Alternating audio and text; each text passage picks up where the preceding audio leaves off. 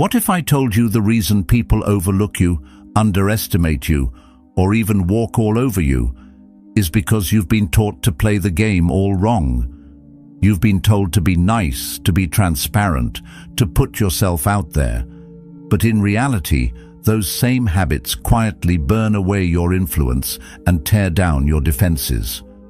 The Stoics warned about this centuries ago. Stop chasing approval and start building the kind of power that doesn't need permission. Today, we're going to strip away the illusions, face the uncomfortable truth about why you give away your power, and uncover the timeless strategies to reclaim it without ever raising your voice. If you're ready to stop living on other people's terms and start shaping your life with discipline, wisdom, and unshakable presence, consider subscribing. As a promise to yourself that from this moment on, you'll choose growth over comfort, truth over illusion, and mastery over mediocrity. Rule 1. Let them underestimate you. Most people spend their lives trying to prove themselves at every opportunity. They talk too much in meetings, rush to share their accomplishments, and try to convince everyone in the room how competent they are. But here's the thing, real strength isn't loud. It's not in the frantic need to be noticed. It's in the ability to sit still while others underestimate you and quietly let them write the wrong story about you. The Stoics understood this. Marcus Aurelius wrote, "The best way to defend yourself is to not be like your enemy." In other words, you don't need to mirror the noise of the crowd. You can choose the discipline of patience. You can let them believe they've read you, when in reality, they've only seen the cover of the book. Think about the last time you met someone who didn't feel the need to fill the silence. They just observed. They didn't compete for attention.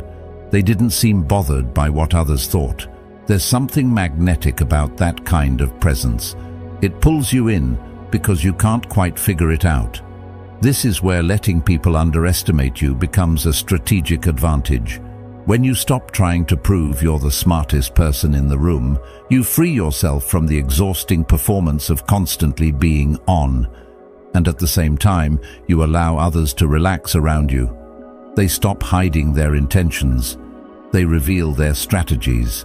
They drop their guard, and that's when the real opportunities open up. Seneca reminded us, "He who is brave is free." The bravery here is not in confronting people head-on every time, but in holding back when your ego wants to jump forward. It's the courage to allow misjudgment, knowing it's temporary and that it serves your long game. The people who succeed in life, in business, and in influence are rarely the ones broadcasting their every move.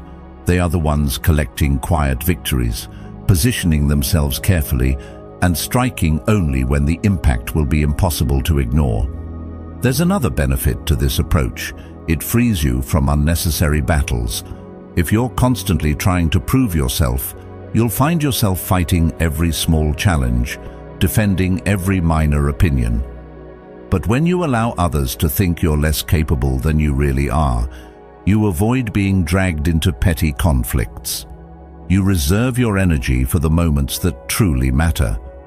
You create space between their assumptions and your reality, and in that space, you're untouchable. Aristotle once said, "Knowing yourself is the beginning of all wisdom."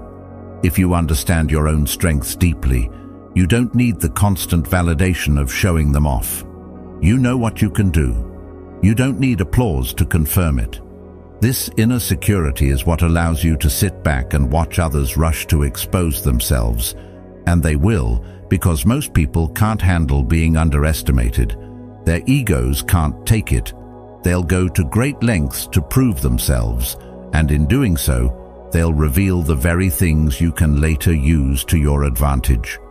Plato put it well when he said, "Wise men speak because they have something to say, fools because they have to say something."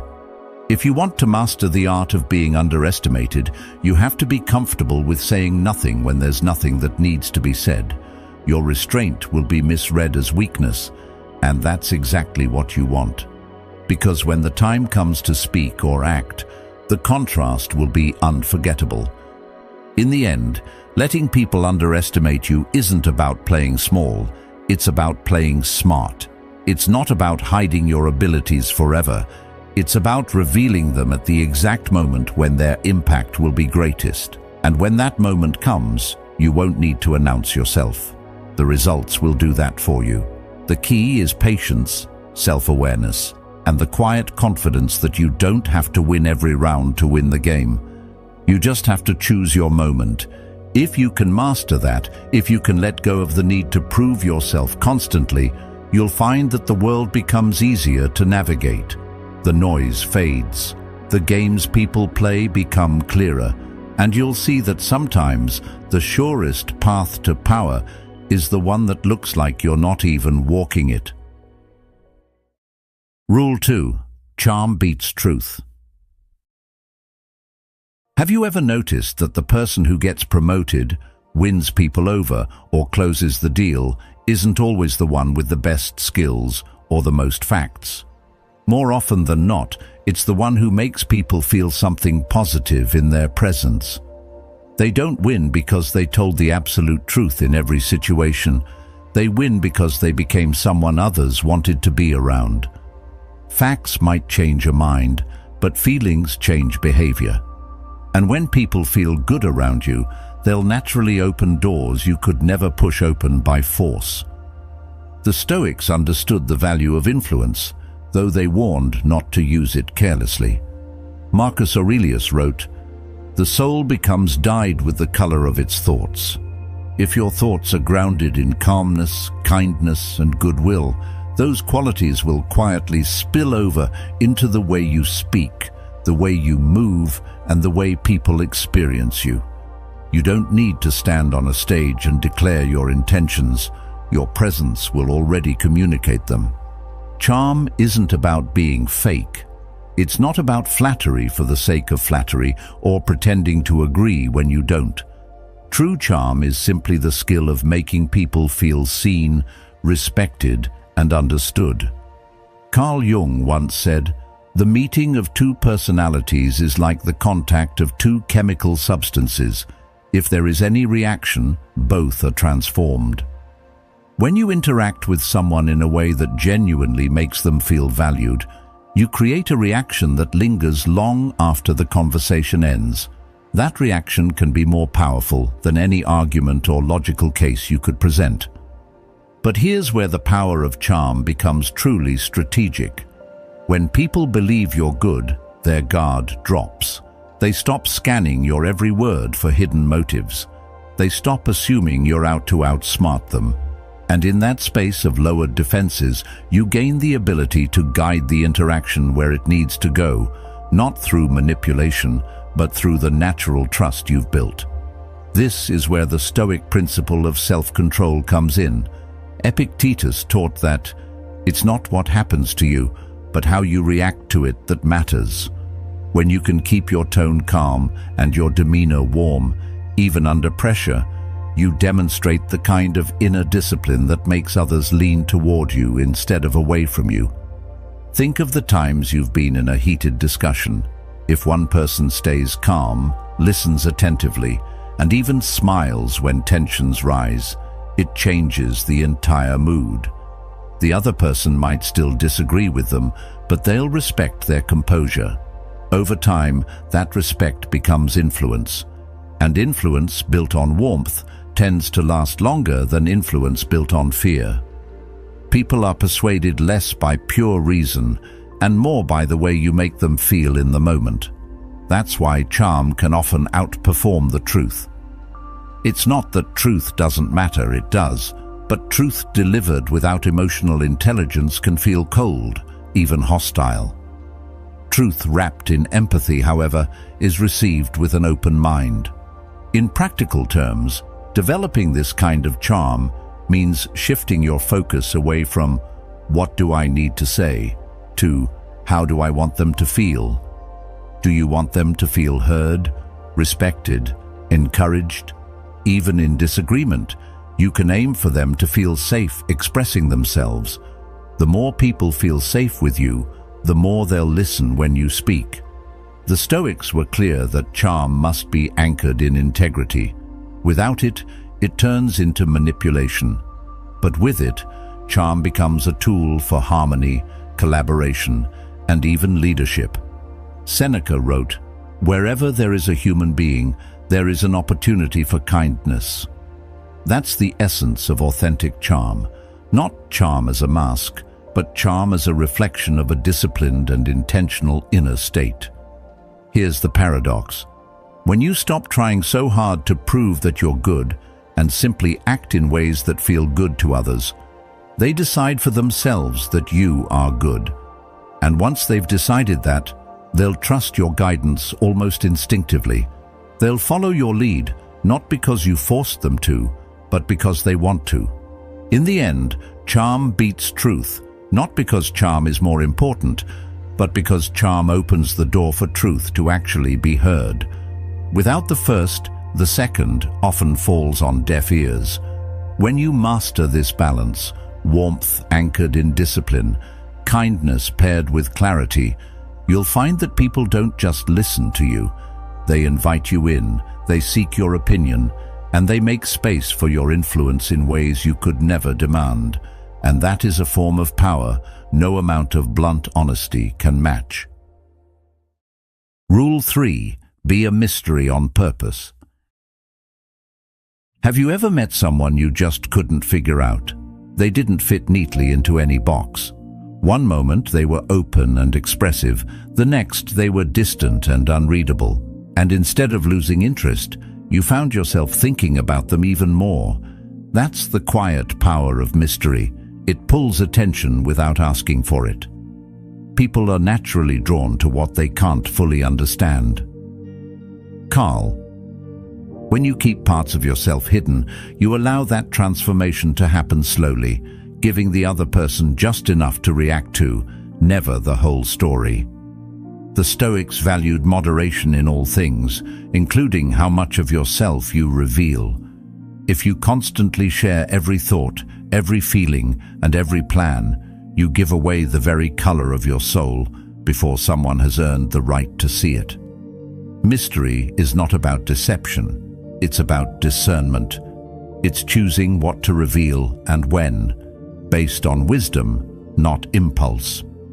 In a world where oversharing has become the norm, a touch of unpredictability is magnetic. When you're always the same, always available, always predictable, people stop paying attention.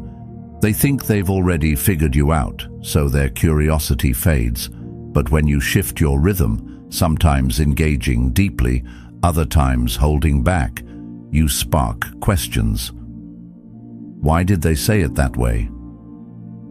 What are they thinking right now? That mental loop keeps you on their mind long after you've left the conversation. Being a mystery on purpose starts with knowing yourself well enough to control your own patterns. This isn't about playing games, it's about self-command. You decide when to step forward and when to step back, when to speak and when to let silence hang in the air.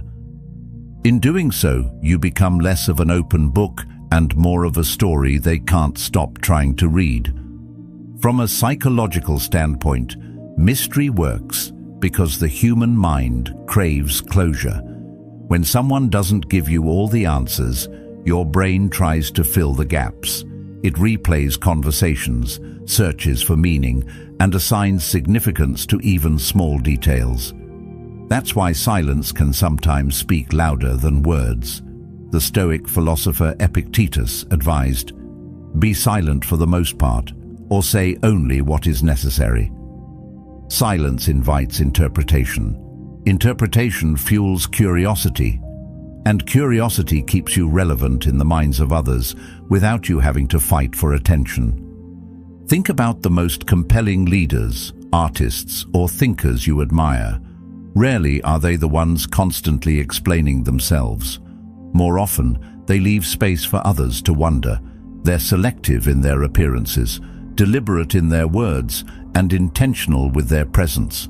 That's not by accident, it's strategy. They understand that mystery creates gravity, and gravity pulls people in. Being mysterious doesn't mean you should be inconsistent in your values or unreliable in your commitments. Stoicism teaches the importance of integrity. Your moral compass should remain steady. What changes is your expression. Sometimes you give the world a glimpse of your boldness. Other times, you let them sit with your quiet. It's the rhythm between the two that makes people pay attention. Seneca once wrote, "It is a rough road that leads to the heights of greatness. Part of that road is learning restraint, resisting the urge to make yourself entirely knowable to everyone you meet. The truth is, when people feel they have fully figured you out, they stop investing energy into the relationship. But when they're never quite sure which side of you they'll meet, they stay engaged, curious, and often more respectful of your space." The beauty of purposeful mystery is that it puts you in control of your own narrative. You decide which chapters are read and which remain closed for now. You decide what parts of your life and mind are shared freely and what remains yours alone. This control not only strengthens your influence, it protects your peace. Because not everyone needs to know everything about you, and not everyone has earned that right. When you live with this kind of intentional rhythm, you create a presence people can't ignore. They may not understand you completely, and that's exactly the point. The less they know for certain, the more they'll keep coming back, hoping for another piece of the puzzle, and in that quiet pull, you hold a power far greater than constant exposure could ever give you. Rule 4. Show results, hide the process. There's a reason some of the most impactful people in history seem to appear out of nowhere with their achievements. They didn't broadcast their struggles, their experiments, or their failures in real time. They worked in silence, away from the noise, and only revealed their work when it was undeniable. In a world obsessed with showing every step, there's something incredibly powerful about moving quietly and letting the results speak for themselves. Marcus Aurelius once wrote, "Waste no more time arguing about what a good man should be. Be one." The same principle applies here. Stop talking about what you're building and start becoming the person who simply delivers. When you expose the process too early, you invite opinions, doubts, and even sabotage. People start forming expectations before you're ready. Some may even try to outpace you, copy you, or subtly undermine you. Carl Jung observed, "The privilege of a lifetime is to become who you truly are." Becoming that person is a deeply personal journey, and it doesn't always belong in public view. Protecting your process is not secrecy out of fear. It's clarity about what deserves to grow without interference. The Stoics often spoke about control, and Epictetus taught, "First say to yourself what you would be, and then do what you have to do." Notice he didn't say, "Tell the world first." By keeping your methods close to your chest, you allow yourself the freedom to make mistakes, test ideas, and change direction without the pressure of constant observation. The fewer eyes on your work while it's still forming, the more room you have to adjust it into something truly remarkable. Think of it like planting a seed. You don't dig it up every day to show people how it's growing. You let the roots form in darkness. You water it, you nurture it, and only when it breaks through the surface does the world get to see the life you've been cultivating. If you keep lifting it from the soil for approval, you kill its chance to grow strong.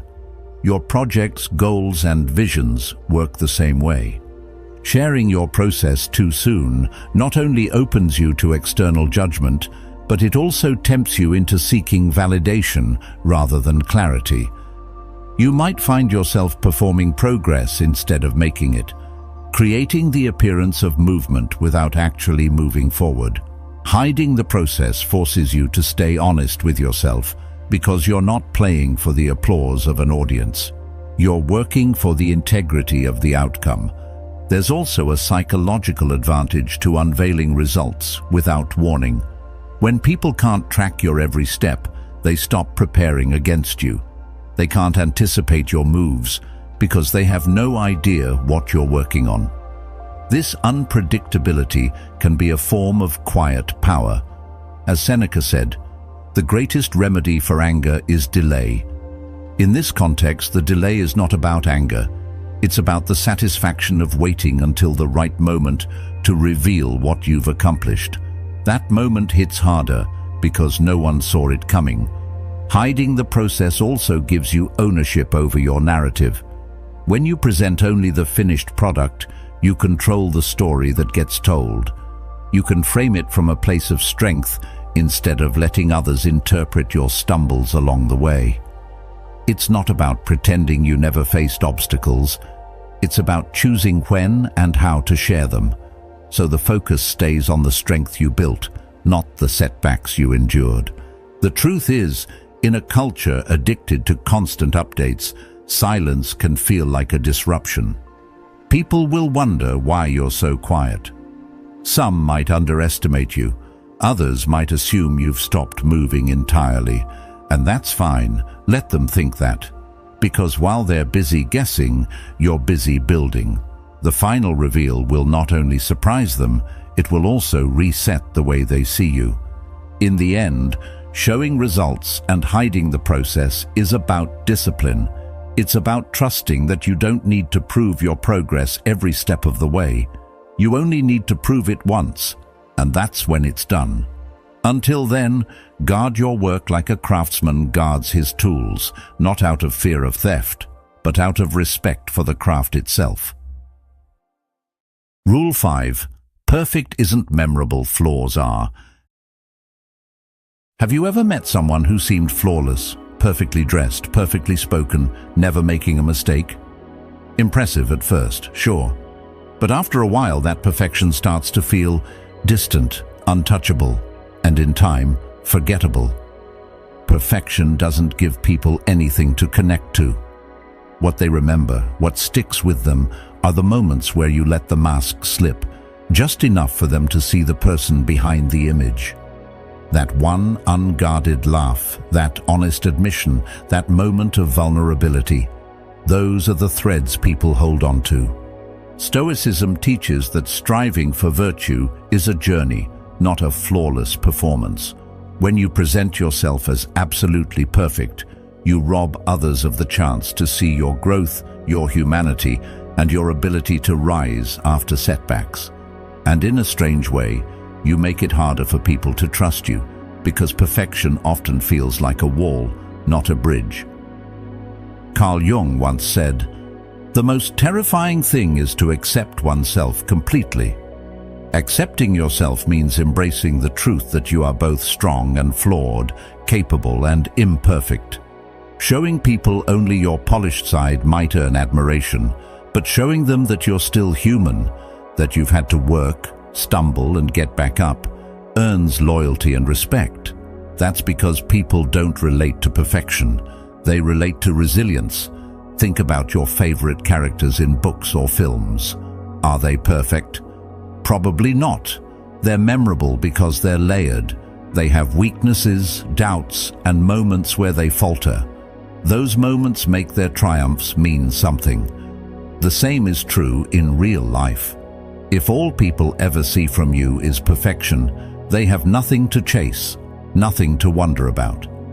But if you give them 90% of your story and leave the last 10% in the shadows, you create a sense of intrigue that lingers. Yourself includes knowing where you fall short and owning it. This isn't about confessing every mistake or exposing every flaw. It's about showing enough humanity to make people feel they can approach you, understand you, and even learn from you. When you reveal a controlled imperfection, a moment where your emotions show, a quick glimpse of struggle, it makes you real. And real lasts longer in memory than perfect ever will. The Stoics also understood the danger of vanity. Seneca wrote, "It is not the man who has too little, but the man who craves more that is poor." In the same way, it's not the person who is flawed who loses influence. It's the one who craves constant perfection. never allowing others to see the truth beneath the surface. People admire skill, but they connect to honesty. Perfection can be admired from a distance, but flaws create closeness. When you share a glimpse of your humanity, it gives people permission to embrace their own. That shared recognition becomes a bond, and that bond, rooted in authenticity, often carries more influence than the most polished image you could ever present. In the end, perfection may shine brightly for a moment, but it's the subtle, human details, the cracks in the mask, that stay with people for years. Leave space for curiosity. Leave room for them to wonder about the parts of you they've never seen, because when they sense there's more beneath the surface, they'll keep thinking about you long after the conversation is over. Rule 6. Speak less than you want to. Most people can't handle silence. It makes them uncomfortable. They rush to fill it with words, often without realizing how much they're giving away. That's why those who can master silence hold an invisible advantage. They don't waste energy trying to win every exchange with words. They speak with purpose, then let the pause do the rest of the work. In a world where everyone is trying to be heard, the one who speaks less often ends up being the one everyone listens to. Marcus Aurelius once wrote, "If it is not right, do not do it. If it is not true, do not say it."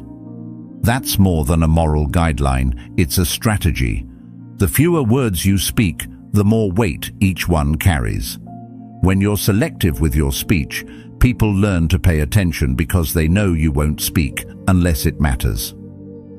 Carl Jung offered another perspective.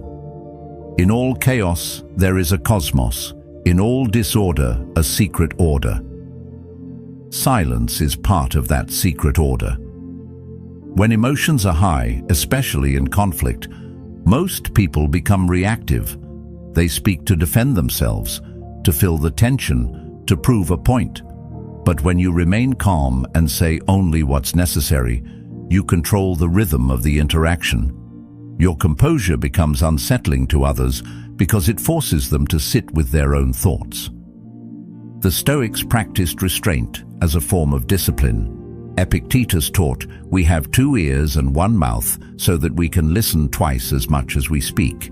The more you listen, the more you understand. And the more you understand, the more power you have, not over others in a manipulative way, but over yourself and how you choose to engage." Silence isn't passivity, it's active observation. You're studying body language, tone, word choice. You're noticing the small cracks in someone's confidence or logic that you'd miss if you were too busy talking. Think about negotiations. The best negotiators know that silence is often the strongest move. They make their point, then let it hang. That pause creates pressure. The other person starts talking to ease that pressure. And in doing so, they often reveal more than they intended. This works outside of formal negotiations too, at work, in personal relationships, even in casual conversations. The less you speak, the more others feel compelled to fill the space. Sometimes the most powerful thing you can say is nothing at all. People might misinterpret your silence as weakness, but over time they'll learn it's calculation, and that realization will shift how they approach you. Silence also gives you control over your emotional state.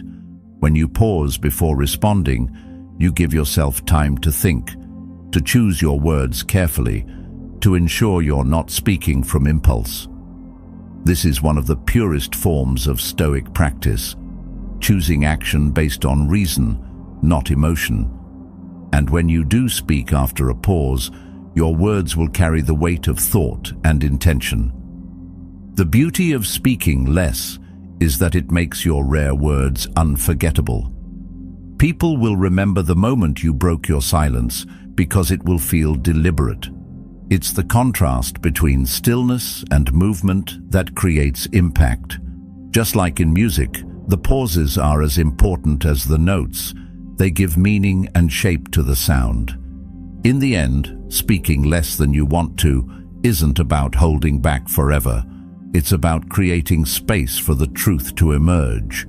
It's about listening deeply, choosing your moments, and letting your presence speak as loudly as your voice. When you master that balance, you don't just join the conversation, you direct it, even when you're silent. Rule 7. Blur friend and rival. People are quick to categorize. It's in our nature to label people as friend or foe, ally or adversary. This instinct goes back to survival. Knowing who was safe and who was a threat was essential. But in the modern world, those labels can be used against you. If someone marks you too quickly as a competitor, they'll keep their guard up. They'll watch you, anticipate you, and even work to limit your moves. On the other hand, if you're immediately seen as an ally, they'll let you in, but may never take you seriously as a potential equal. That's why one of the most powerful positions you can occupy is the space between, where they're not quite sure what you are to them. You're close enough to share ideas and resources, but distant enough to remain unpredictable. That uncertainty keeps them off balance and gives you an advantage few people ever think to cultivate. Epictetus taught, "Make the best use of what is in your power and take the rest as it happens." You can't control how people will ultimately choose to label you, but you can influence the clues they're given. You can control how much of your true intention they see. You can present parts of yourself that make them comfortable while keeping the parts that give you an edge tucked away until the moment they matter most. This is about positioning, not deception. You're not pretending to be something you're not. You're simply not giving them the full story until it's time. Think about politics, business, or even close-knit communities. The people who last the longest aren't the ones who constantly draw battle lines, nor are they the ones who blindly trust everyone. They are the ones who can sit at any table, speak to any side, and leave others unsure of where their true allegiance lies. This doesn't make them duplicitous, it makes them adaptable. And adaptability, in the Stoic sense, is one of the highest forms of resilience. Marcus Aurelius reminded himself daily that life was unpredictable and that rigidity was the enemy of survival. If you're fixed in your role, people will know exactly how to use or counter you. If you're fluid, they'll never quite know what to expect. Bravery in this context is the willingness to move between these roles without fearing judgment. Most people cling to labels because labels feel safe. If they're the loyal friend, they don't risk accusations of betrayal. If they're the fierce competitor, they don't risk being underestimated. But both labels are prisons. They trap you in predictable behavior. When you blur the line, you give yourself the freedom to respond to each situation as it is, not as people expect it to be. And in that freedom, you find space to operate strategically without unnecessary resistance. Let's bring this into a practical example. Imagine you're in a corporate environment, and there's someone in your department who's clearly ambitious. They're watching you, measuring your progress against theirs. If you position yourself as their open rival, they'll compete aggressively. They'll cut off information, form alliances against you, and block your moves.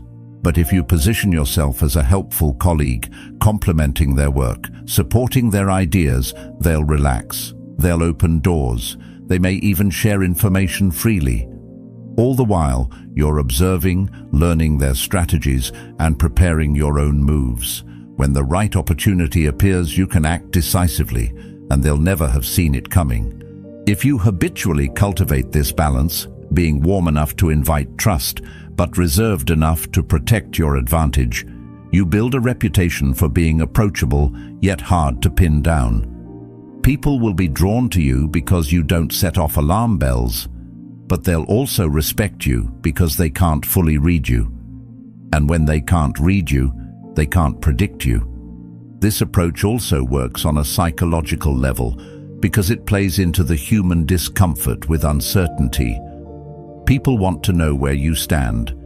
If they can't figure it out, they keep paying attention. They keep trying to gather information on you. And in doing so, they remain engaged with you, mentally, emotionally, and strategically, while you quietly move according to your own plan. The Stoics would caution, though, that this strategy should never devolve into deceit for deceit's sake. The goal isn't to manipulate people into ruin. It's to position yourself so that you can act freely without unnecessary obstacles. If your long-term goal is aligned with virtue, as Stoicism insists it should be, then the blurring of roles is simply a way of removing friction from the path ahead. It's about removing premature conflict, not about betraying trust that's been genuinely earned. Practical application can be subtle. Compliment someone's work genuinely, even if you plan to surpass it. Offer help when it costs you little but earns you goodwill. Be willing to sit quietly in a meeting, letting others think you're on board with their direction, while you quietly prepare an alternative plan. Sometimes you may even agree with a rival publicly, not because you've abandoned your position, but because you know it's not yet the right moment to reveal your stance. Timing is as important as perception here. Seneca put it simply, luck is what happens when preparation meets opportunity. Blurring the line is a form of preparation. You're ensuring that opportunities aren't closed off to you before they even appear.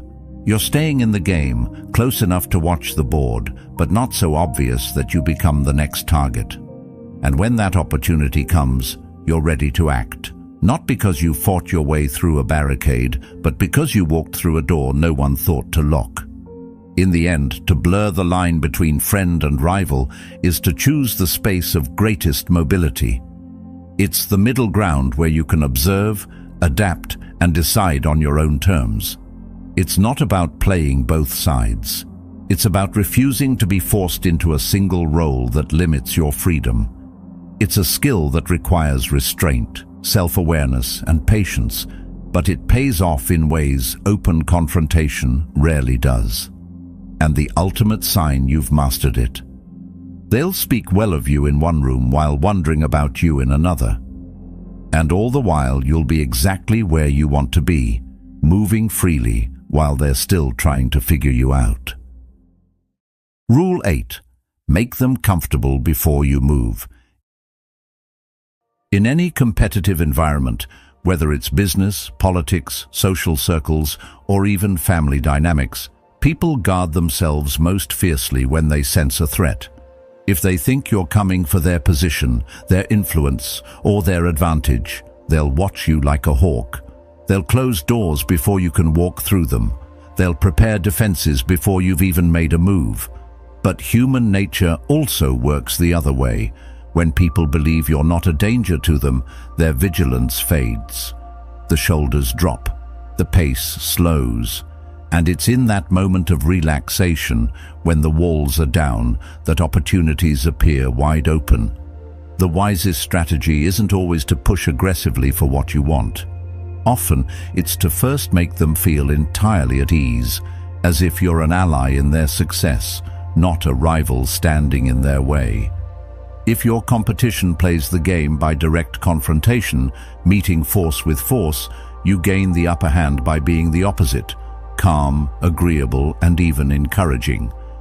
There is a certain disarming magic in genuinely supporting someone's moves, nodding along to their ideas, and making them believe you're in alignment with them. Not only does this lower their guard, but it also changes the energy of the interaction. They see you as part of their momentum, not an obstacle to it. And when someone feels you're on their side, they stop defending themselves from you entirely. Carl Jung observed, "Knowing your own darkness is the best method for dealing with the darkness of other people." This applies here in a very practical way. If you know your own ambition, your desire to advance, to win, to claim space, you can control it instead of letting it leak into your words and actions. That self-awareness is the difference between someone who reveals their intentions too early and someone who can keep their true aim quiet until the right moment. Jung's insight also reminds us that the instinct to protect ourselves is deeply rooted in everyone. If you want to move without resistance, you have to soothe that instinct in others before you act. Here, bravery is the patience to wait until the right moment, rather than forcing the outcome early. Many people mistake speed for strength, rushing into action as soon as they see what they want. But true strength is in holding back, knowing the opportunity will still be there. Only now it will be easier to take because no one's defending it. The freedom in this approach comes from moving when you choose, not when circumstances push you. In practical terms, this might mean actively participating in someone's success, even if you intend to move past them eventually. You help them prepare for their big presentation, knowing that the more they trust you, the more they'll involve you in projects. You praise their leadership in public, knowing that it cements you in their mind as a loyal supporter. Over time, your position becomes so integrated with theirs that when they let go of a responsibility or overlook an opportunity, you're the natural choice to step in. In this strategy, you're not just thinking about your next move, you're thinking about the entire relationship as a long-term structure. You're building something larger than a single win. By making them comfortable, you create a collaborative frame around the relationship, one that allows you to operate without triggering the natural human reflex to resist and compete. This doesn't mean you pretend to be something you're not. It means you manage what you reveal and when you reveal it. You don't have to lie about your goals. You simply don't broadcast them before the time is right. You keep your conversations focused on their priorities, their successes, their needs. This builds goodwill and reduces suspicion. And when suspicion is gone, access opens.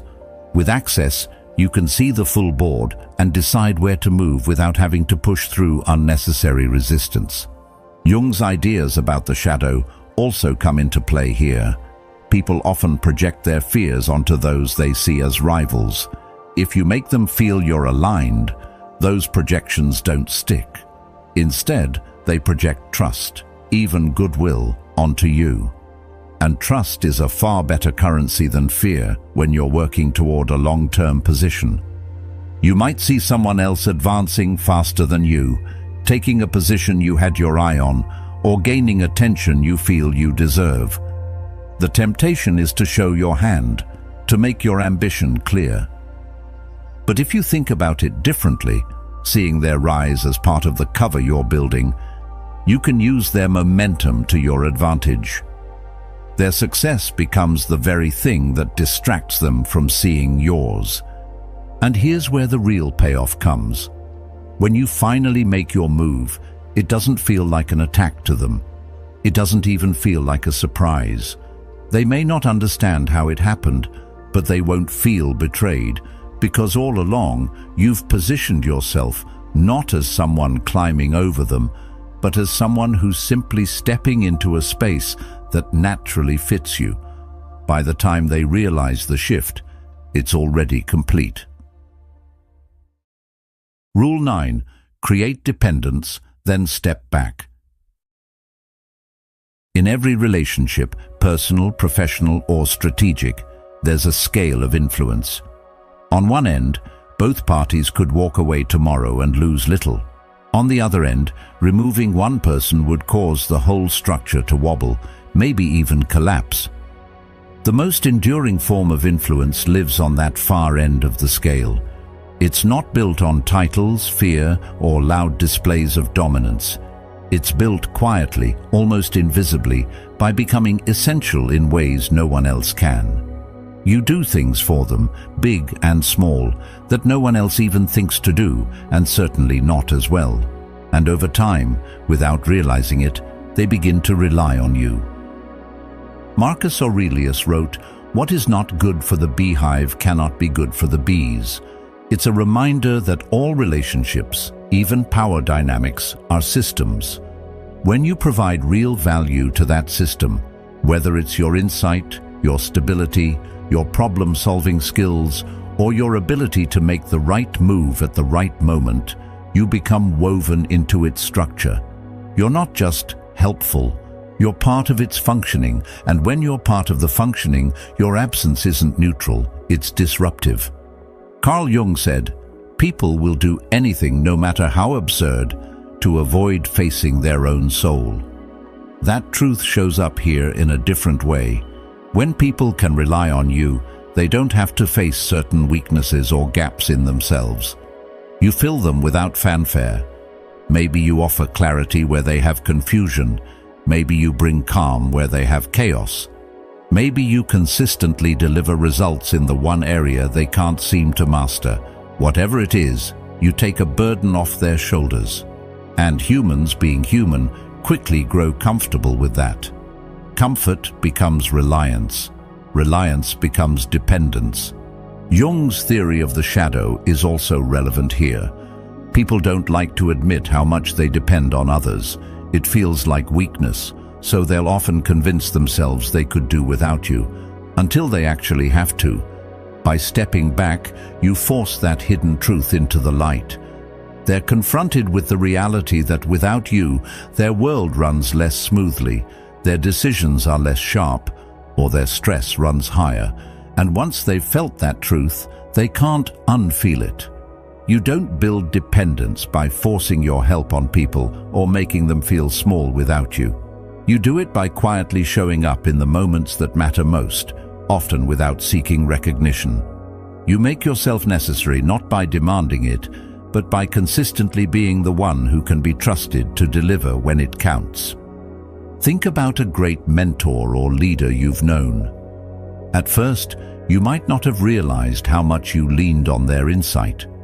But the first time you had to navigate something without them, you probably felt the difference immediately. That is the power of creating dependence. The absence is not just noticed, it's felt. And that feeling reshapes the other person's perception of you. In practical terms, this might look like consistently solving a problem they dread, offering a perspective they can't find anywhere else, or connecting them to opportunities they wouldn't have access to without you. Over time, they stop looking for other sources for those things. They come to you automatically. And when you step back, even briefly, they feel the void. They may not admit it openly, but internally, the thought is there. I need them. Dependence is built through habit. When your contribution becomes an unshakable part of their routine, they're not just choosing you, they're structured around you. Remove a key piece of structure and the whole thing shifts. Sometimes it even destabilizes. Stepping back doesn't have to be dramatic. It could be as simple as not volunteering for a task you'd normally take on, or letting a meeting run without your input, or delaying your usual check-in. The goal isn't to abandon, it's to create a moment of contrast. You're allowing them to see, in real time, what life without your involvement feels like. That's a powerful teacher. And here's the long-term benefit. When you return, your value isn't just understood, it's reinforced.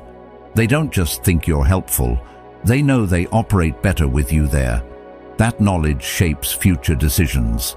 They're more likely to include you, consult you, and keep you close because they've already felt what it's like when you're not around. The Stoics believed in the power of measured action. Epictetus said, "Wealth consists not in having great possessions, but in having few wants." In influence, few wants means needing to exert less visible effort to maintain your position. When you've built true dependence, you no longer have to push to be included. Your absence ensures they'll pull you in. That's the quiet advantage of this rule. In the end, creating dependence and stepping back isn't about trapping someone. It's about making your contribution undeniable. It's about building your role so deeply into their world that removing you would mean restructuring the entire thing. And when people realize that, they'll hold on to you not out of obligation, but out of the instinct to keep what makes their life easier, smoother, and more successful. Rule 10.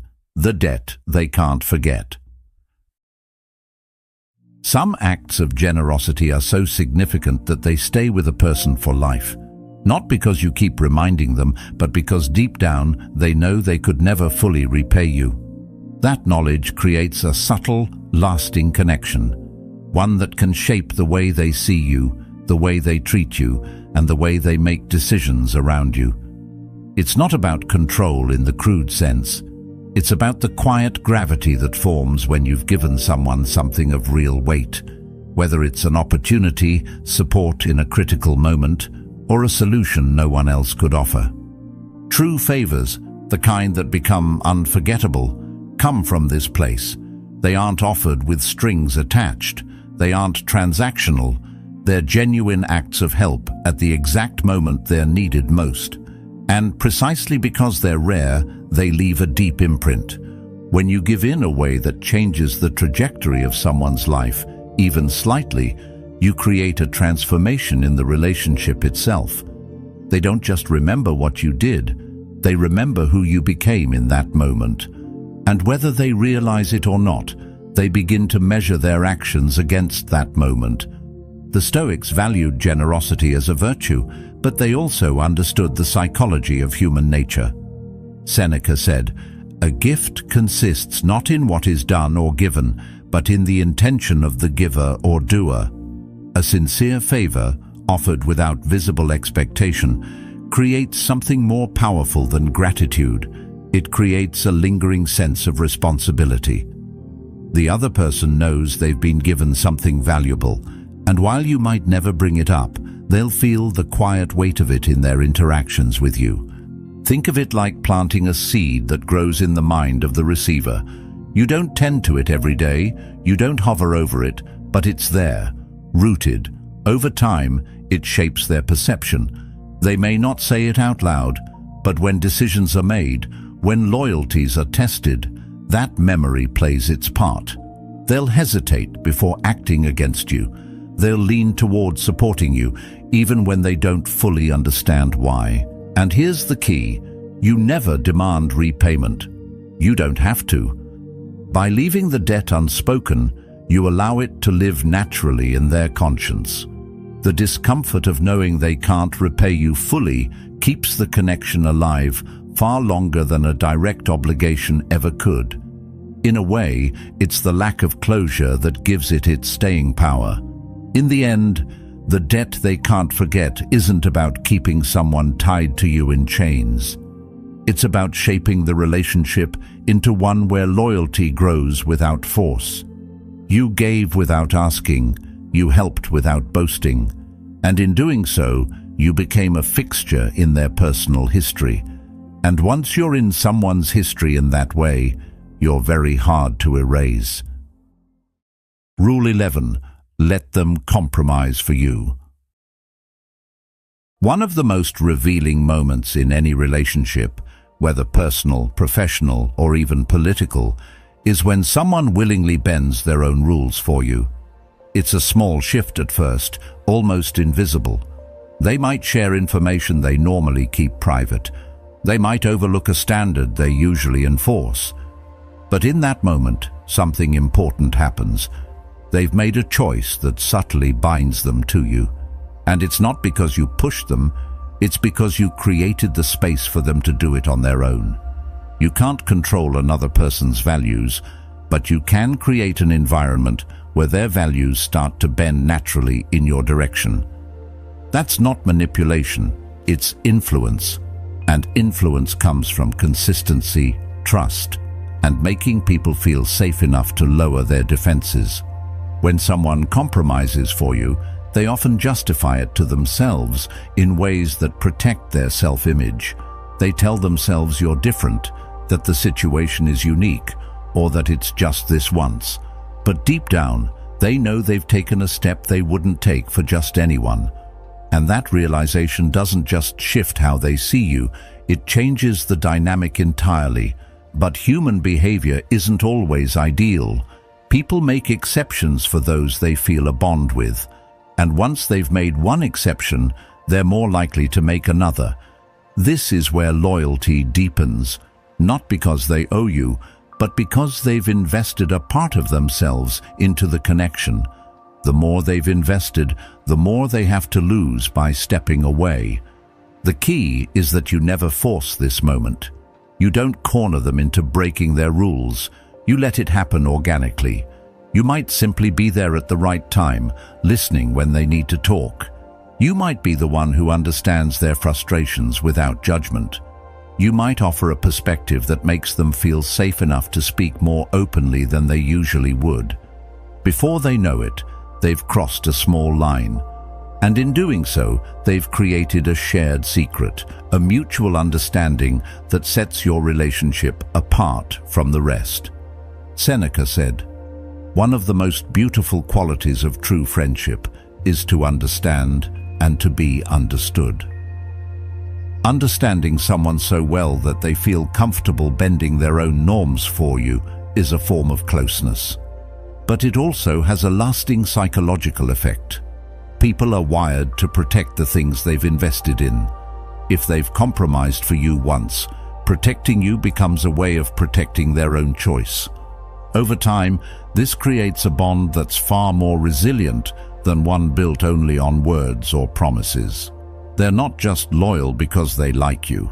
They're loyal because they've already acted on your behalf in ways that set you apart. And that kind of loyalty is hard to shake, because to turn on you would be to admit that they compromised for nothing. In the end, letting people compromise for you isn't about making them weaker. It's about allowing them to connect with you in a way that's uniquely theirs. It's about being the person they feel drawn to support, even when it means bending their own rules. And once that line is crossed, they'll guard you as they guard themselves, because in their mind, the two have quietly become connected. Rule 12. Break groups from the inside. Strong groups rarely fall because of outside attacks. More often, they crumble from within. History, philosophy, and even everyday life show this over and over. Unity is powerful, but it's also fragile when trust begins to crack. You don't have to break down the walls if you can loosen the bricks one by one. And the easiest way to loosen them is not with confrontation, but with subtlety. Marcus Aurelius once said, "The impediment to action advances action. What stands in the way becomes the way." If a group is the obstacle between you and your goal, you don't always need to go head-to-head with it. Instead, you can let the group's own structure, personalities, and hidden tensions do the work for you. All you have to do is create the smallest shift in perception, and human nature will take it from there. People often believe they fully understand their allies, their friends, their teammates. But those assumptions can be fragile.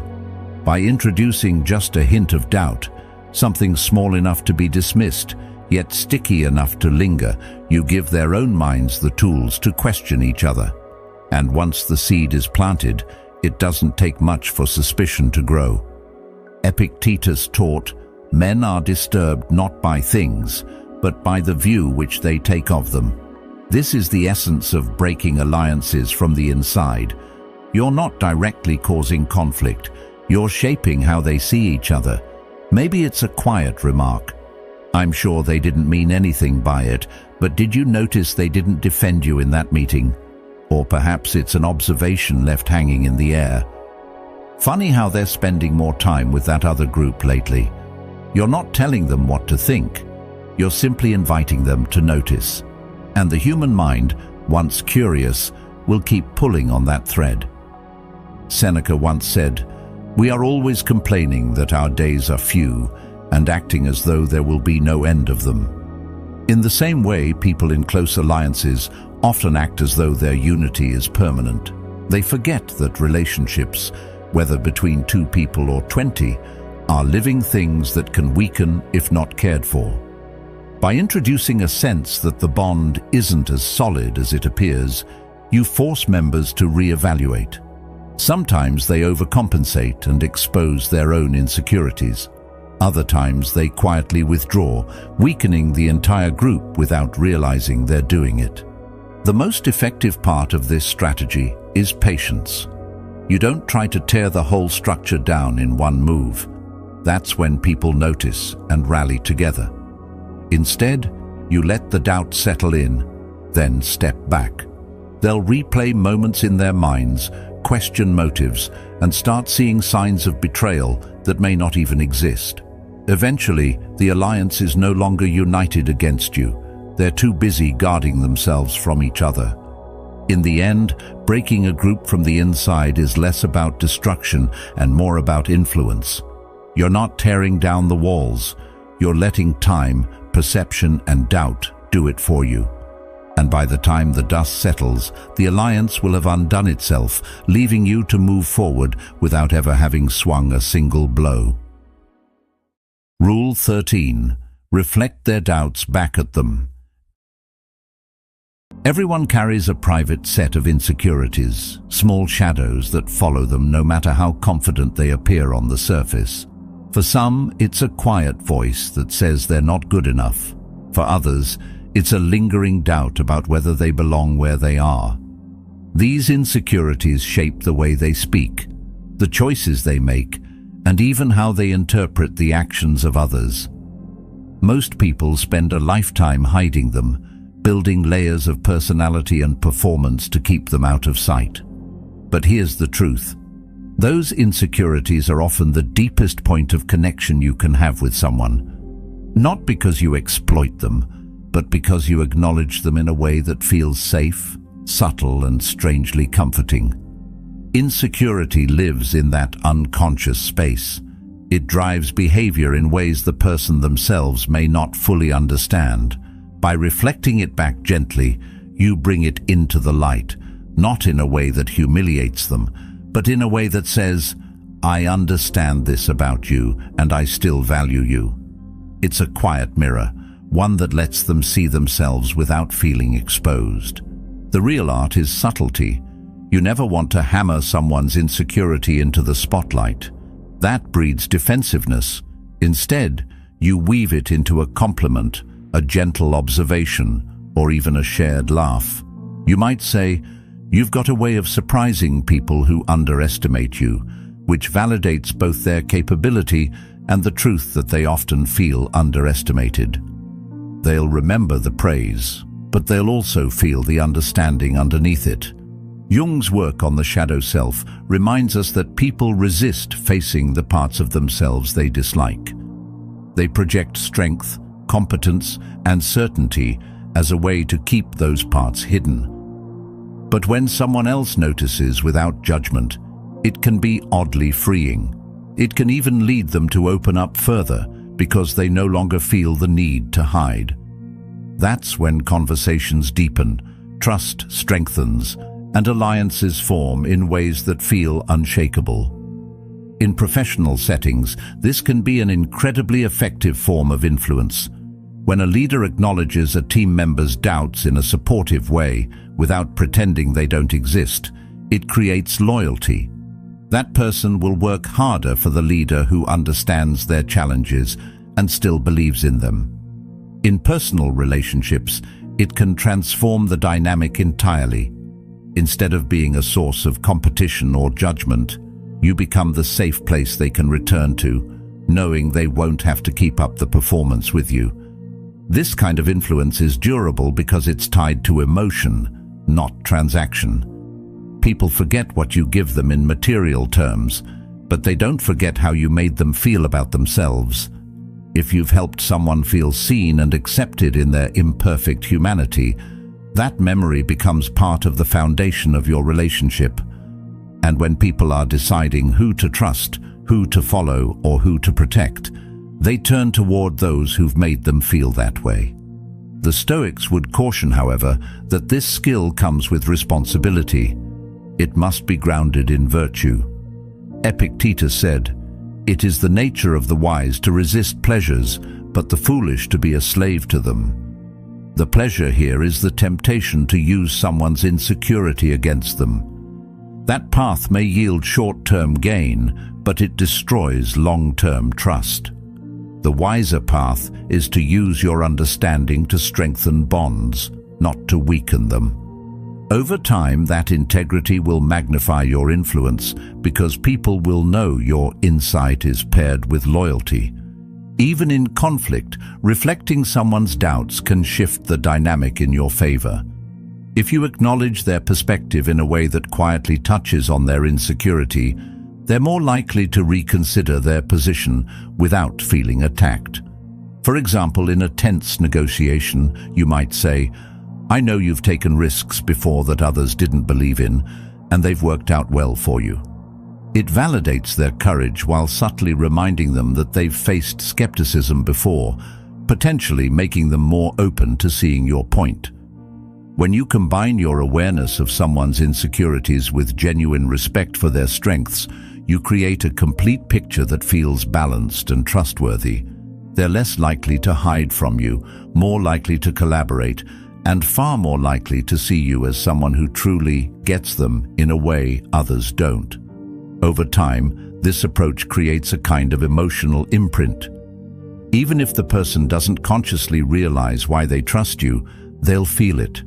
They'll think of you in moments of uncertainty, not because you've given them all the answers, but because you've shown them they don't have to hide their questions from you. That's rare.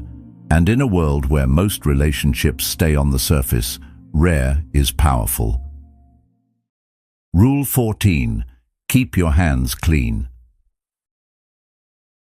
There are moments in life when something decisive needs to happen, something that will cause ripples, provoke reactions, maybe even ignite conflict.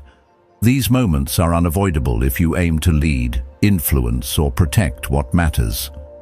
But there's a truth that separates those who last from those who burn out. You don't always have to be the one who carries out the action. The most strategic move is often to set the stage, guide the outcome, and let others handle the execution.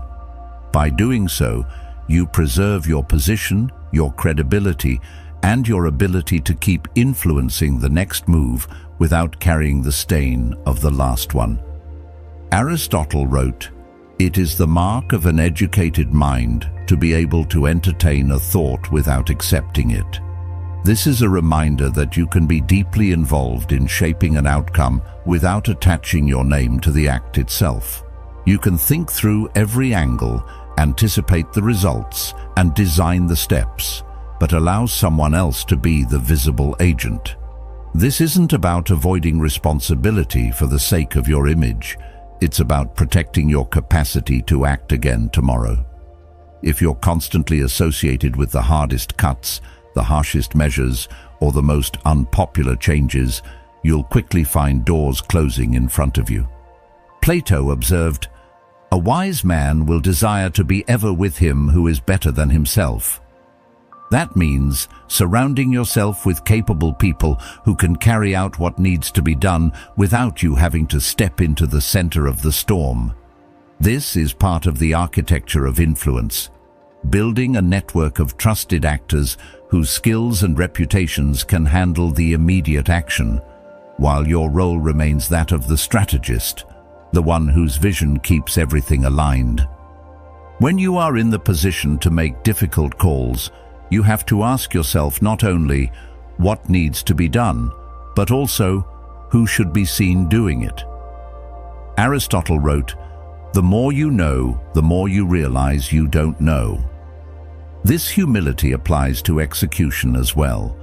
There are situations where, even though you know what the right move is, you are not the best person to be the face of that move. Your involvement might inflame tensions, cause resistance, or create a perception that distracts from the result itself. Plato offered another layer to this when he said, "The measure of a man is what he does with power." Power is not just the ability to act, it's the wisdom to know when not to act directly. Sometimes the most powerful thing you can do is remain in the background, shaping the conditions so the result is inevitable, regardless of who carries it out. You become the architect, not the laborer, the composer, not the performer. The music still exists because of you, but others play the notes. Consider politics, business, or any hierarchical system. If you're the leader who personally swings the axe every time a cut must be made, you become the villain in every narrative. But if you're the leader who sets the vision, builds consensus, and lets the right hands carry out the hard work, you maintain your position as the steady guide rather than the executioner. This allows you to keep navigating the ship without having to fight mutinies at every turn. There's another dimension to keeping your hands clean: plausible deniability. Aristotle said, "He who has never learned to obey cannot be a good commander." This means understanding the chain of action from both ends, knowing when to follow the current and when to quietly direct it. When you guide without overtly controlling, others take ownership of the action. They believe they're acting from their own decision, even if you've helped shape the path to that choice. And because they own it, you don't carry the public cost of it. Keeping your hands clean does not mean avoiding responsibility altogether. It doesn't mean turning a blind eye to what must be done. It means being involved enough to ensure the right outcome, while removing yourself from the line of fire in a way that keeps your influence intact. Avoiding the hard moves entirely is cowardice. Directing them without unnecessary exposure is wisdom. Some people will see this as manipulation, but in truth, it's closer to stewardship. Aristotle said, "The roots of education are bitter, but the fruit is sweet." The education here is the discipline of restraint, learning to hold back your impulse to be visibly in control of every action. The sweet fruit is the longevity of your leadership and the preservation of your ability to act when the stakes are at their highest.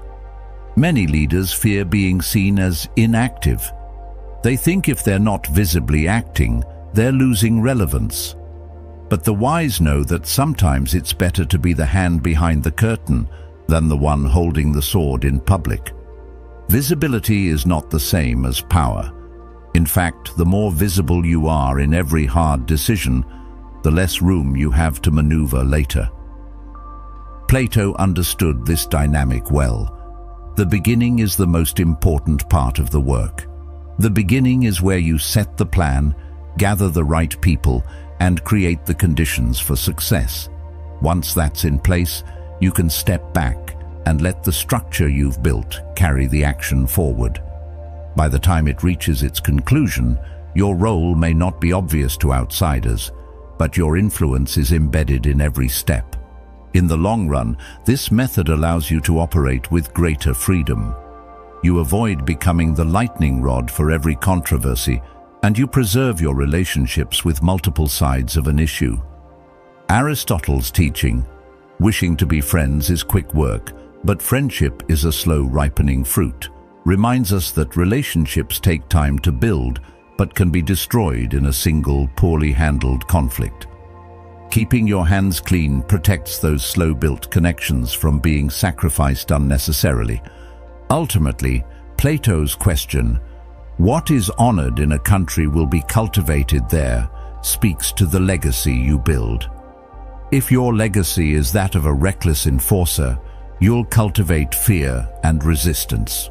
If your legacy is that of a steady strategist who can guide outcomes without leaving unnecessary scars, you'll cultivate loyalty and respect, and that is a far more stable base for long-term influence. Keeping your hands clean doesn't mean never getting them dirty. It means being deliberate about when and how you do it. It means knowing that your ability to shape the future depends not just on your capacity to act, but on your ability to still be standing, still be trusted, and still be in the game when the next big decision comes. Rule 15. Listen until they spill everything. Most people are far more eager to be heard than they are to listen.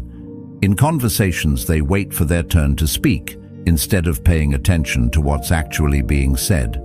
And because of that, the rare person who truly listens becomes magnetic. People can feel it when your attention is fully on them. It's disarming. It makes them open up, sometimes more than they planned to. In a world that rewards constant talking, the one who can remain silent becomes the one who learns the most. Marcus Aurelius once wrote, "If someone can prove me wrong and show me my mistake in any thought or action, I shall gladly change. I seek the truth, which never harmed anyone." That attitude, seeking truth rather than dominance, changes the way you engage in conversation. You're not waiting for an opportunity to show you're right. You're creating space for the other person to reveal what's true for them. That space, handled with patience, can yield insights no amount of forceful questioning ever could. When you give someone the floor without jumping in to correct them, you often learn not only about them, but about your own instincts, your urge to interrupt, to defend, to prove. By holding back, you develop discipline, and you also watch how their words naturally unfold.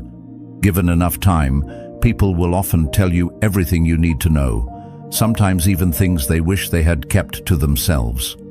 When you resist the urge to fill silences, you hand the other person a subtle but powerful pressure, the need to keep talking.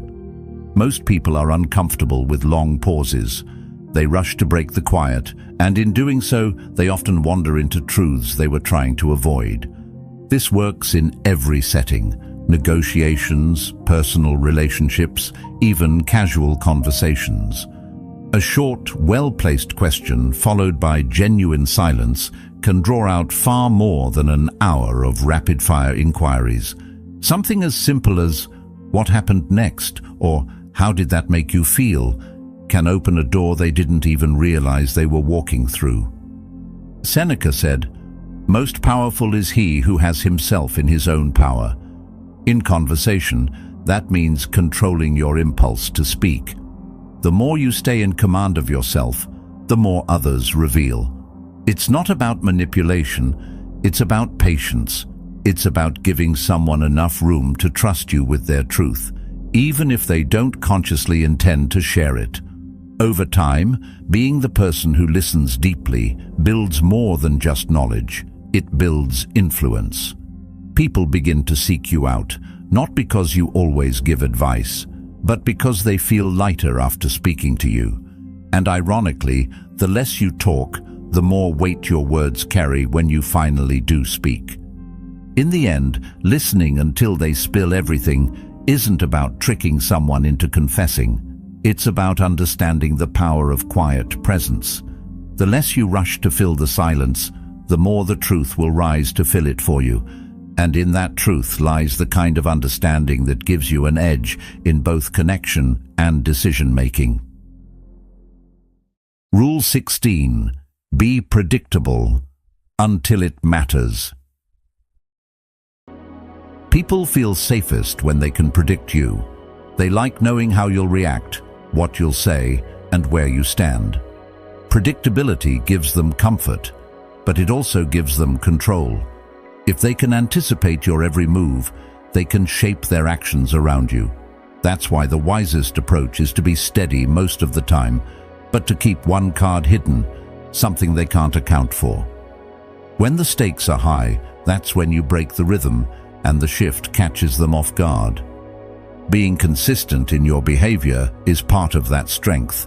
It builds trust, and it creates a baseline for how others interact with you. But true mastery comes when you know exactly when to disrupt that pattern, because in moments that matter most, predictability is a weakness, and unpredictability becomes a weapon. To others, breaking your pattern might look like chaos, but to you, it's part of a larger design.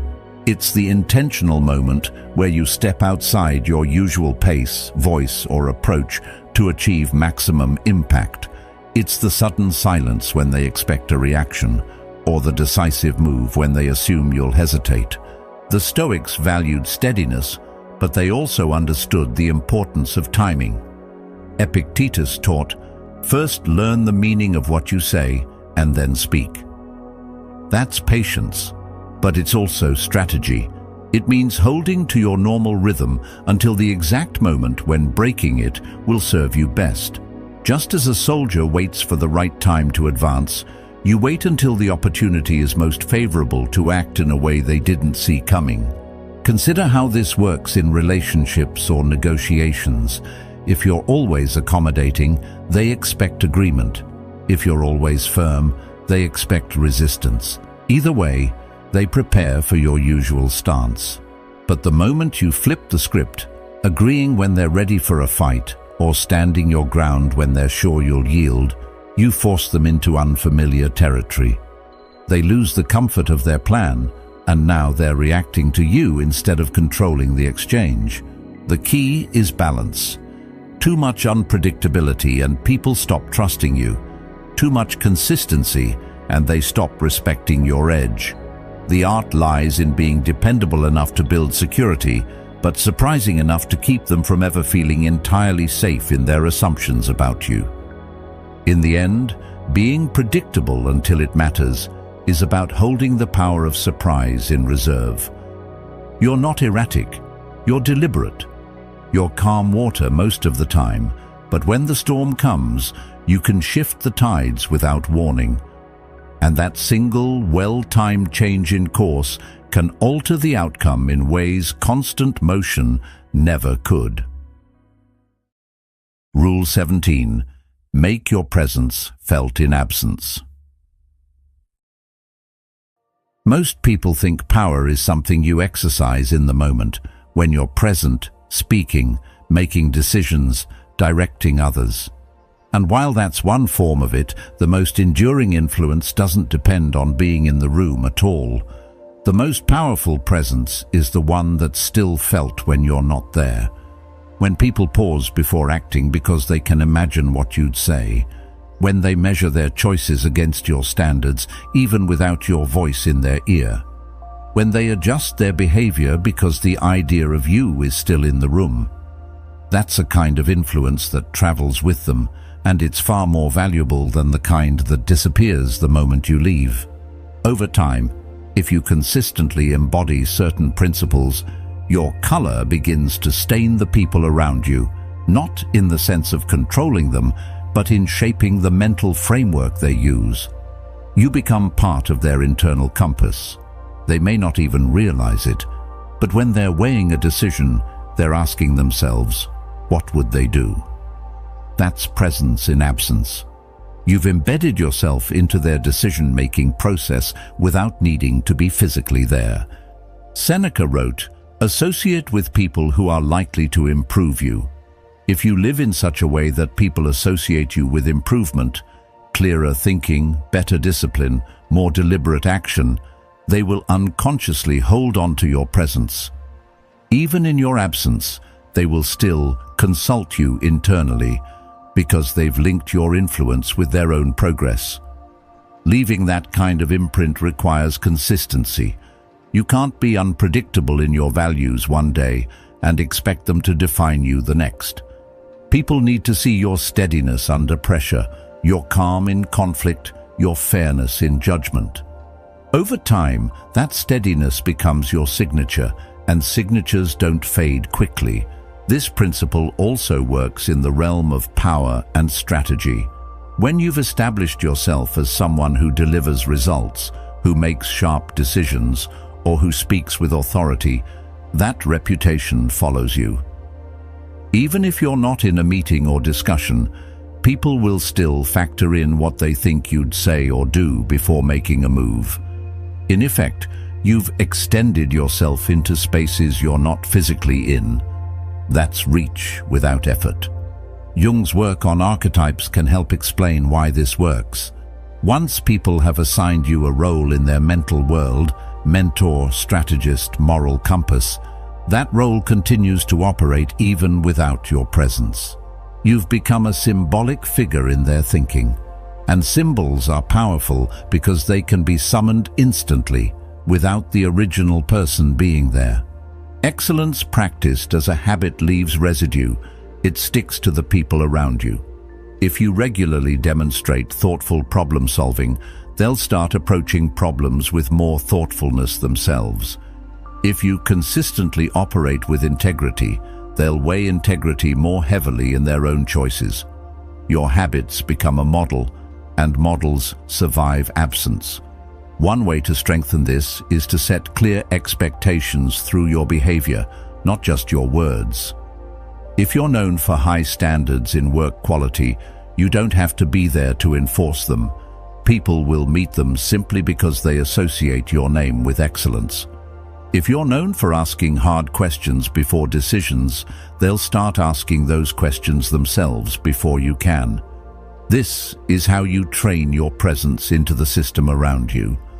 The Stoics believed in living as though you were always being observed, not out of paranoia, but as a way to stay aligned with your own principles. When you live that way, the impression you make is strong enough that your presence doesn't depend on your physical body being there. You become an influence in people's minds, and influence in the mind is more enduring than influence in the moment. The beauty of this rule is that it compounds over time. The longer you live in alignment with your values, the deeper your presence roots itself in the people and systems you touch. You can walk away from a role, a team, or even a relationship, and still your way of doing things will linger. The way you set meetings, the way you resolved disputes, the way you handled setbacks, these become reference points for those who remain. This isn't just about legacy, it's about leverage. When people continue to operate with your standards in mind, you maintain influence without effort. You don't have to fight for relevance or visibility. Your absence speaks for you. And in many cases, your absence speaks louder than your presence ever could, because it forces people to recognize just how much you shaped their thinking. Seneca also said, "While we teach, we learn." As you leave your presence in others, you also reinforce it in yourself. The clearer your message, the more consistent your behavior, the more you deepen the connection between who you are and the influence you project. This makes your presence in absence even stronger, because it's not built on perception alone, it's built on reality. In the end, making your presence felt in absence comes down to this: live and act in such a way that you're impossible to forget.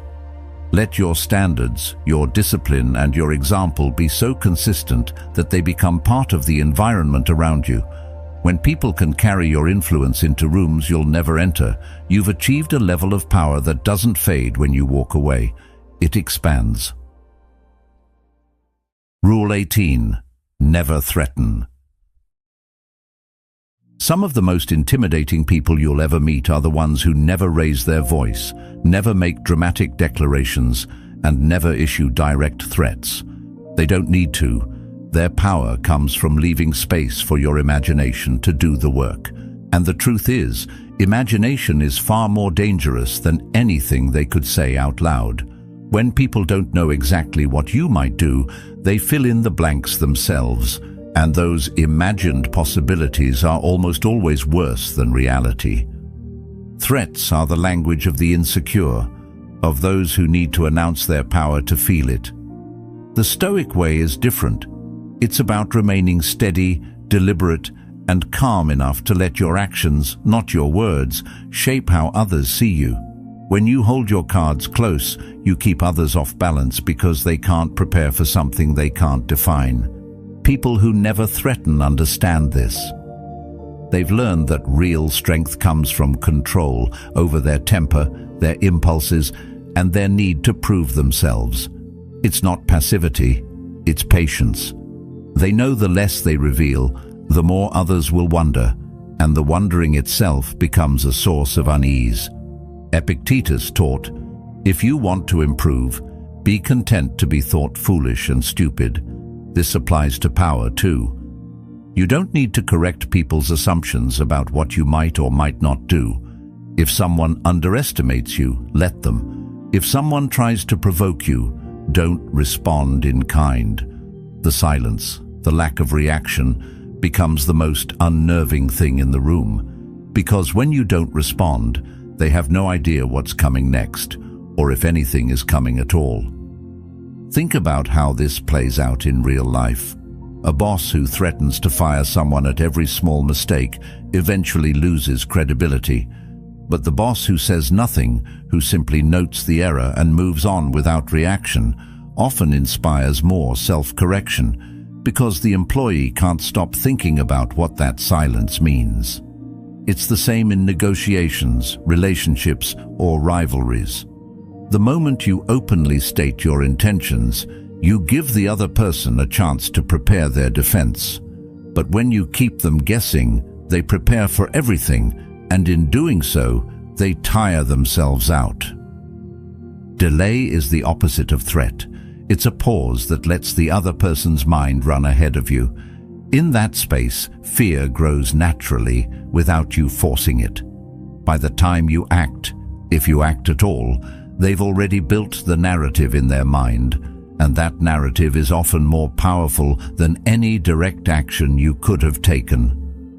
The beauty of never threatening is that it frees you from unnecessary escalation. You don't draw attention to your next move. You don't commit yourself to a course of action that you might later regret.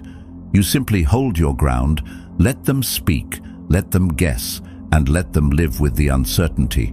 That uncertainty keeps them cautious. It makes them hesitate. And in any form of competition or conflict, hesitation is where the advantage is won. In the end, unspoken power always outlasts loud declarations. A threat dies the moment it's made. But the fear of the unknown, that can live on for weeks, months, or even years. The goal isn't to frighten, it's to remain unreadable enough that others think twice before crossing you, without you ever having to say a single word. Rule 19. Delay your response. The first instinct when someone wrongs you is to react immediately, to defend yourself, to correct the insult, the betrayal, or the harm before it can spread. But quick reactions are rarely the most effective ones. They may satisfy your emotions in the moment, but they often come at the cost of strategy. The wiser path, though far more difficult, is to pause, to breathe, to wait until the right moment, when your response will not just be noticed but remembered. Your enemy might act on impulse. They might move from anger, from pride, or from fear. But you can choose patience. The Stoics understood that emotional control is the foundation of power. By delaying your response, you remove yourself from the emotional chaos of the moment and step into the clarity of calculation. This is the mindset of someone who waits. On the surface, it may feel like nothing is happening, but underneath, the order is forming. Waiting gives you the chance to see the whole picture, how others react, where the weaknesses emerge, and which opportunities reveal themselves naturally over time. By holding your reaction, you're doing more than keeping calm. You're actively shaping the battlefield. When someone believes they've gotten away with harming you, they lower their guard. They relax. They stop protecting themselves from the consequences of their actions. And it's in that moment, when they've convinced themselves they've won, that your response has the most impact. Think about the difference between a punch thrown in the heat of anger and a move made at the perfect time in a chess game. The first is impulsive and predictable. The second is deliberate, often decisive, and impossible to recover from once it's made. When you delay, you gain the ability to act like the chess player, not the street fighter. Often the situation will shift in ways that make your position stronger without you lifting a finger. Sometimes the person who wronged you will reveal more of their intentions or even trap themselves in their own mistakes. Other times, you'll see a far better way to respond than you could have imagined in the heat of the moment. The beauty of delaying your response is that it shifts the power dynamic. While they may have felt in control at first, the longer you stay silent, the more uncertainty creeps in. They start to wonder if you've forgotten, if you're planning something, or if their actions will come back to haunt them. That uncertainty is its own kind of pressure, and it works in your favor. When you finally act, the impact is multiplied. You're not reacting to their move anymore. You're making your own, on your own terms, with the benefit of time, perspective, and precision. And that's what makes it so devastating. Not because you sought to destroy them, but because you waited until the right moment to act in a way that could not be undone. In the end, delaying your response isn't about passivity. It's about strength. It's the ability to value timing over impulse, strategy over ego. The Stoics would say this is the difference between being ruled by emotion and ruling over it. And when you can rule over your own reactions, you can often shape the outcome of the entire situation. Rule 20. Become a system, not just a person. Some people make themselves valuable by what they can do in a moment. They're skilled, they're dependable, they can handle a crisis. But the moment they leave, their influence disappears with them. Then there are those who operate on an entirely different level. They don't just do the work, they design the way the work gets done. They don't just give advice, they shape the very way people think. Over time, their methods, their patterns, and their standards become so ingrained in the environment that removing them means breaking the structure itself. That's when you stop being helpful or talented and become something far more powerful. You become the system. Marcus Aurelius wrote, "What we do now echoes in eternity. Systems are echoes. They keep working long after the person who built them is gone." If your goal is lasting influence, the kind that remains even when you're not in the room, you can't rely on personality alone. Charisma fades when you're absent. Personal charm can't be replicated. But a process, a standard, or a framework, that's something others can't help but follow because it's built into the way things function. Becoming a system is not about branding yourself or making big promises. It's about action repeated so consistently that it becomes the norm. When you operate with such discipline that your way of doing things becomes the way of doing things, people unconsciously adopt your methods. They might not even realize they're following the structures you've built, but they are, and that's what makes your influence harder to remove. The Stoics understood this deeply. Epictetus taught, "Don't explain your philosophy, embody it." If you want to turn yourself into a system, you can't just tell people how things should be done. You have to model it until it's instinctive for those around you. When you do this well, your influence no longer relies on constant reminders or direct involvement. It lives in habits, in expectations, in the very language and rhythm of the environment. Think about great leaders, teachers, or strategists you've known. The ones who left a permanent mark weren't just memorable personalities. They left behind methods, rituals, and a mindset that continued to shape decisions long after they were gone. In a company, that might be a way of approaching problem solving that everyone now follows. In a family, it might be a set of principles about how to handle conflict or make decisions. In a team, it could be a communication style or an approach to planning that becomes second nature. If you want to become a system, your excellence has to be repeatable, teachable, and adaptable. It can't be locked inside your personal skill set.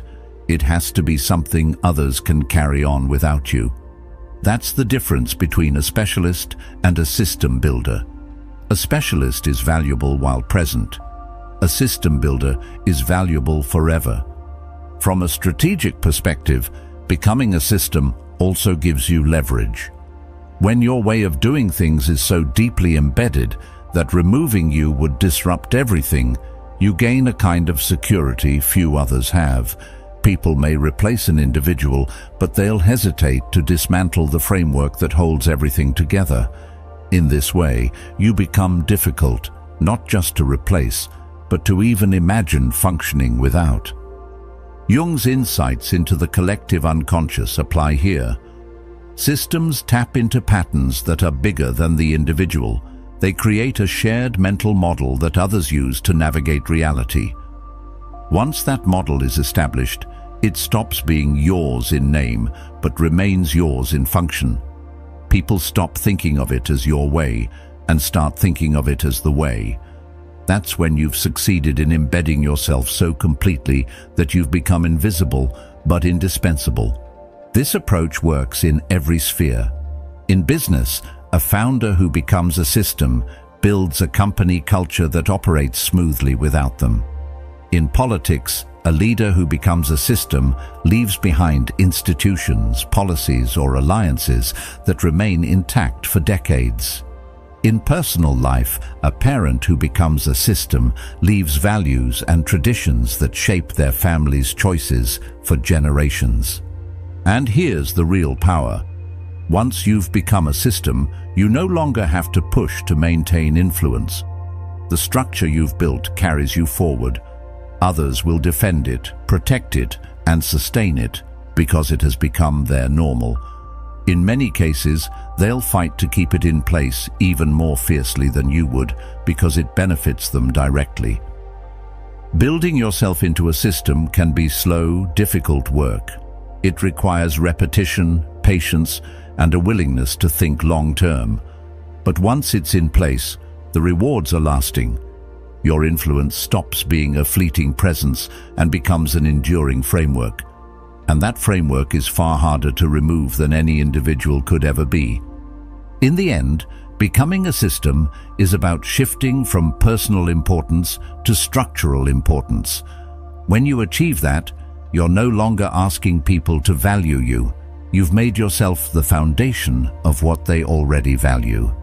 And when someone is part of the foundation, removing them isn't just inconvenient, it risks bringing the whole thing down. That's a position of quiet, lasting power. Rule 21. Let your name work for you. True power is when you don't have to announce yourself. You don't have to constantly remind people of who you are, what you've done, or what you're capable of, because your name has already done that work for you. It arrives before you do. It changes the tone of conversations. It shapes expectations. Sometimes it even silences a room. And when your name carries weight, people handle it differently. They might avoid saying it casually. They might lower their voices when it comes up. Not because they've forgotten it, but because they understand that speaking it invokes something that carries consequences. Marcus Aurelius wrote, "Live a good life. If there are gods and they are just, they will not care how devout you have been, but will welcome you based on the virtues you have lived by." This isn't just about moral virtue. It's about the lived consistency of who you are. The weight your name carries comes from your actions, not your words. People remember the moments you showed strength when it was hard, the decisions you made under pressure, the way you treated others when you had nothing to gain. Over time, these moments form the story of your name. You can't talk your way into having a name that matters. You have to live your way into it. Every time you follow through on your word, every time you choose discipline over comfort, every time you deliver when it counts, you add another layer to your name's meaning. People begin to attach certain expectations to it, and those expectations, good or bad, spread far beyond your own voice. If you want your name to stand for something specific, excellence, integrity, precision, resilience, you must decide that privately, long before the public sees it. And once you've decided, you must live in a way that's so consistent that those qualities become inseparable from your name in the minds of others. When your name works for you, it does more than open doors. It changes the way people approach you entirely. They think twice before wasting your time. They prepare more carefully before presenting ideas to you. They reconsider speaking against you unless they're certain of their position. Sometimes they don't even want to be on the opposite side of an issue, not because you've threatened them, but because they know your track record. This is a form of quiet leverage that no amount of loudness can match. If your name is strong, you no longer have to crave constant recognition. You can move more quietly, make fewer public moves, and still have influence, because the influence is carried by the memory of who you are and what you've done. Your name becomes self-sustaining. Jung's concept of the archetype helps explain why this works on such a deep psychological level. Once your name becomes symbolic in someone's mind, representing a certain quality, role, or authority, it stops being just a label and becomes a mental trigger. Mentioning your name brings up not just the thought of you, but the emotional associations and past experiences tied to you. This is why the most powerful names can inspire loyalty in some and fear in others.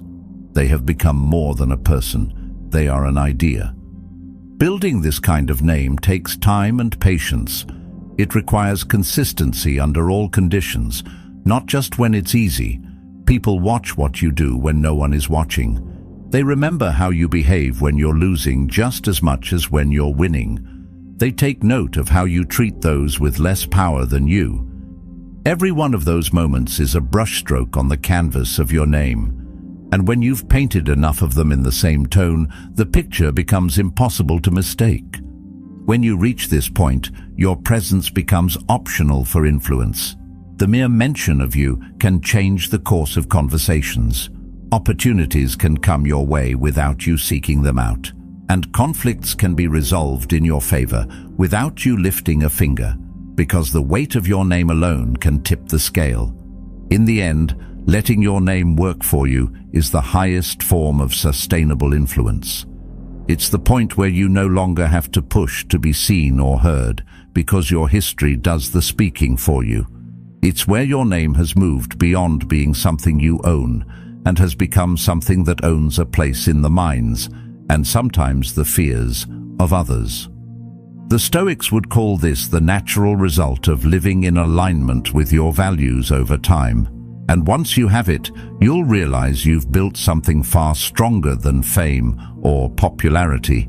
You've built a legacy that moves even when you stand still.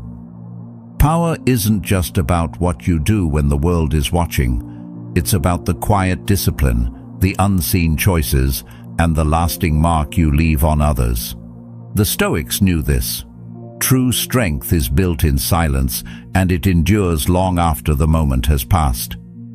If this spoke to you, there's another video on the screen right now that will take you even deeper into the art of living with clarity, resilience, and purpose. Watch it next, and keep sharpening the mind that shapes your life. Thank you for being a part of Stoic Journal, where ancient wisdom becomes your daily advantage.